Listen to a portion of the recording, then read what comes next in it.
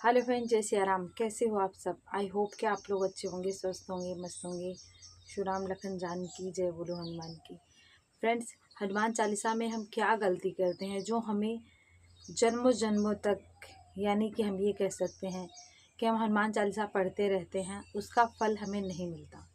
पूरी ज़िंदगी हनुमान चालीसा पढ़ते रह जाओगे, कोई फल नहीं मिलेगा। मिलता है बट उतना नहीं मिलता। फ्रेंड्स, हम कौन सी ऐसी गलतियाँ करते हैं? फ्रेंड्स, देखिए, सबसे पहली बात, अगर हम हनुमान चालीसा पढ़ रहे हैं, चाहे एक बार पढ़ रहे हैं, 11 बार पढ़ रहे हैं, 21 बार पढ़ रहे हैं, या उससे कहीं ज़्यादा पढ़ रहे हैं, 100 बार पढ़ रहे हैं, तो उससे हमें पूरा विश्वास करके, भरोसा रख के हमें पढ़ना चाहिए। फ्रेंड्स, देखिए, कुछ लोग होते हैं जो राम नाम के जाप के साथ हनुमान चालीसा का पाठ करते हैं।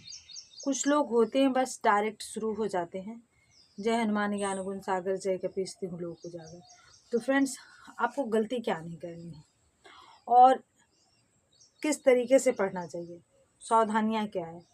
तो फ्रेंड्स, आपको बता दें कि अगर आप हनुमान चालीसा का पाठ कर रहे हो तो ज़रूरी नहीं है कि हम नहा धो के फ्रेश रहें तभी हनुमान चालीसा पढ़ सकते हैं। ऐसा कुछ नहीं है।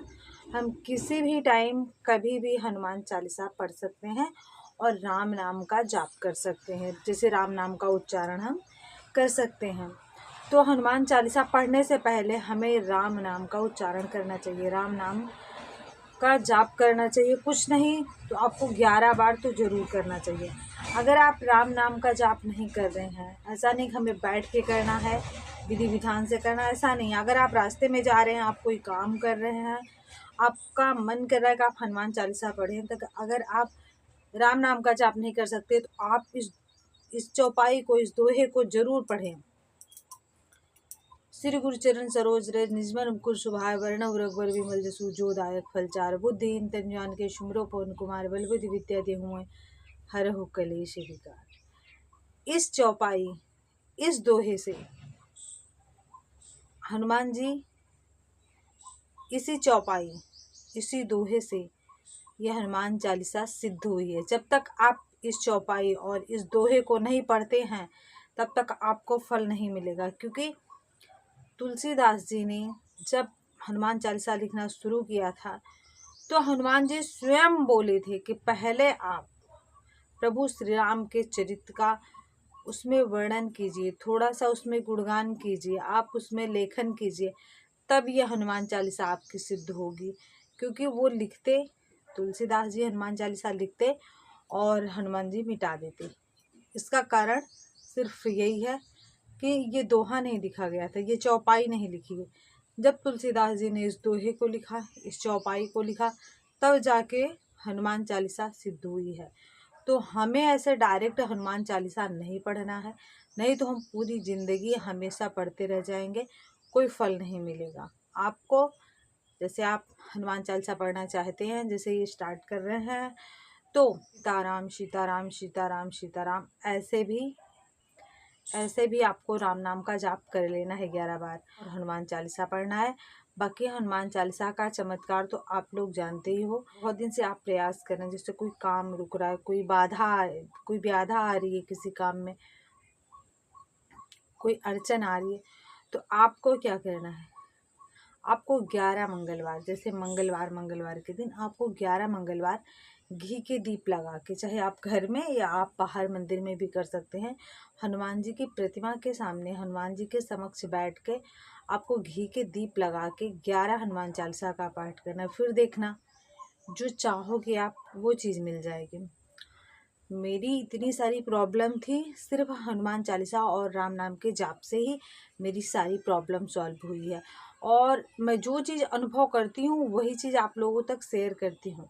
तो बहुत सारे लोगों के मन में ऐसा डाउट रहता है, ऐसा कमेंट रहता है कि हम बहुत दिन से हनुमान चालीसा का पाठ कर रहे हैं बट हमारा काम नहीं हो रहा है, हमारा कार्य विलम्ब हो रहा है, जो भी हमारी मनोकामना है वो पूरी नहीं हो रही है, समय निकलता चला जा रहा है।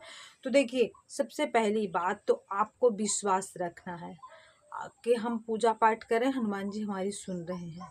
आपको विश्वास होना बहुत ज़्यादा ज़रूरी है। विश्वास के साथ आपको धैर्य रखना है। जो भी पूजा पाठ करना है उसे बहुत नियम से करना है। जैसे नियम का मतलब कि आपको सात्विक भोजन करना है, आपको नॉनवेज वगैरह नहीं खानी है, आपको स्मोकिंग नहीं करना है। पूजा पाठ में, भक्ति में आपको इस तरीके ध्यान में रखना है। और आपसे कहीं गलती ना हो जाए, आप आपसे कहीं गलती ना हो जाए, आप जानबूझ के कोई ऐसी गलती ना करिए कि जिससे किसी को हर्ट हो, किसी को प्रॉब्लम हो, किसी को परेशानी हो। तो फ्रेंड्स, हमारी पूजा संपन्न हो गई है, तो हमने सोचा कि आज हम इस पे बात कर लेते हैं, क्योंकि बहुत सारे कमेंट आ रहे हैं कि दीदी हमारा काम बिगड़ता ही जा रहा है, मन नहीं लग रहा। देखो, हमारी कई वीडियो हैं, हमने कई वीडियो बनाया है कि देखो पूजा पाठ में कब मन नहीं लगता है। यह तो इंसान के ऊपर बहुत सारी प्रॉब्लम होती है, बहुत सारी, कि जिससे जल्दी से विश्वास नहीं होता और वो भटकता रहता है। या फिर होती है कि जिसके घर में प्रेत बाधा होती है, जिसके ऊपर नेगेटिव एनर्जी होती है, वो भी मन को एकाग्रचित्त नहीं होने देती है। पूजा पाठ में मन नहीं लगता, पढ़ाई में मन नहीं लगता, या फिर बहुत ज़्यादा डिप्रेशन में है, आप टेंशन में है, तब भी ऐसा होता है।